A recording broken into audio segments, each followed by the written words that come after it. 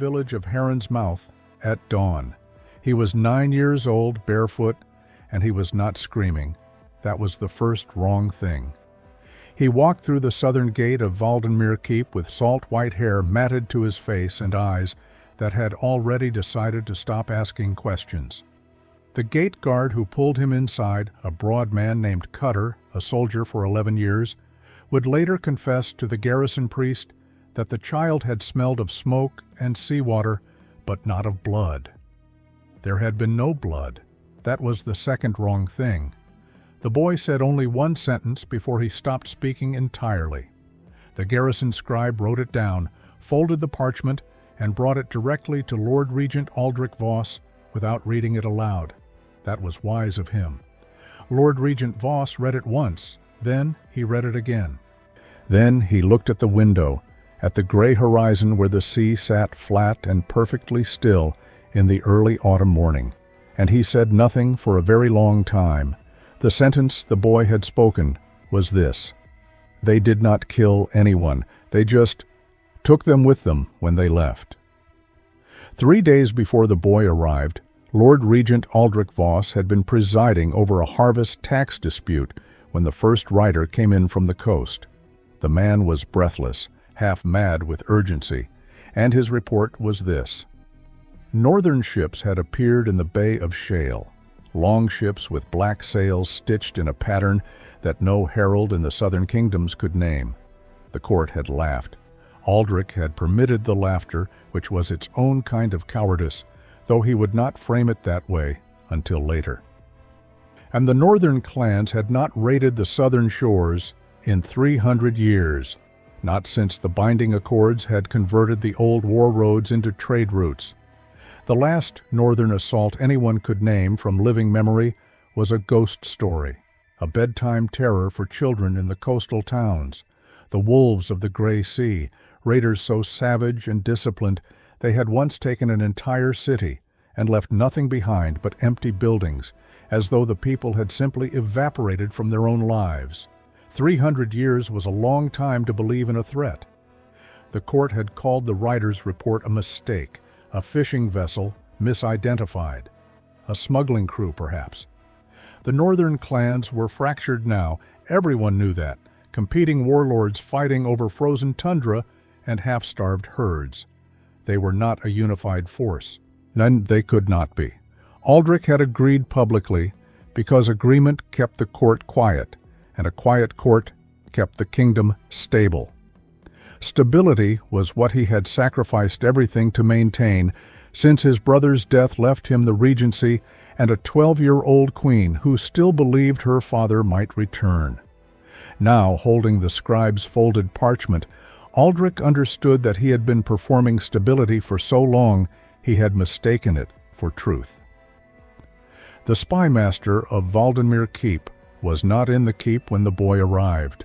Seren Ashweil was 3 leagues south along the harbor road, sitting in a fisherman's widow's home, eating salted cod, and pretending to be a cloth merchant from the inland provinces.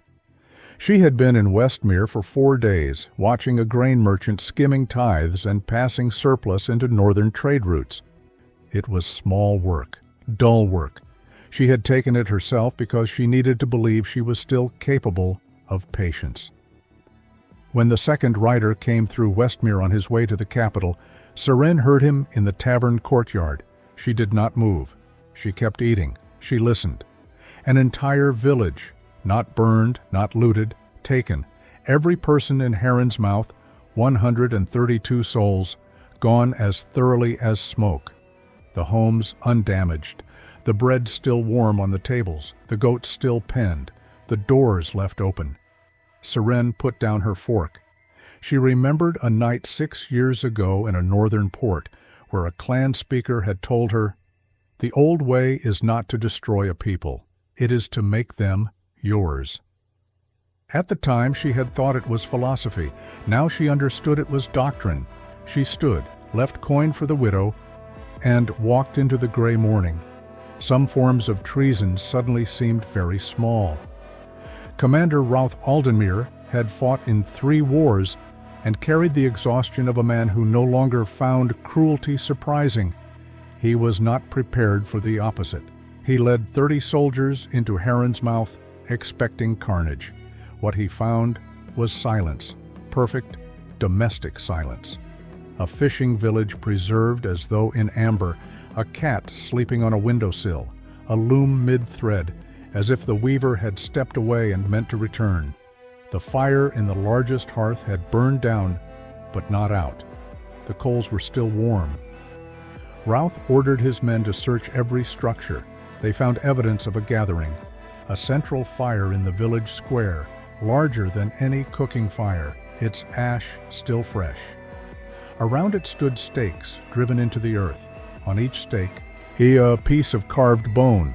No one could identify the symbols. One older soldier went pale and asked permission to vomit. When pressed, he said the carvings were not language, not runes, not heraldry.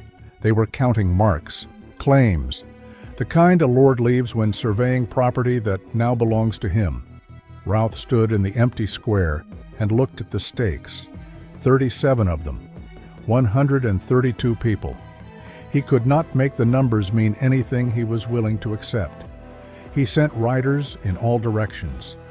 Then he sat beside the cold hearth and tried to decide whether the word invasion still applied when no one had been harmed in any visible way. In the war room, the argument was not whether to respond, but how to respond without appearing weak. A show of force was suggested. Patrol fleets, visibility, pressure. R. Aldrich listened. Then he looked at Seren Ashvile, newly arrived, standing quietly at the back of the room. When asked for her opinion, she said only this: "They took the people, not the grain, not the silver, not the boats.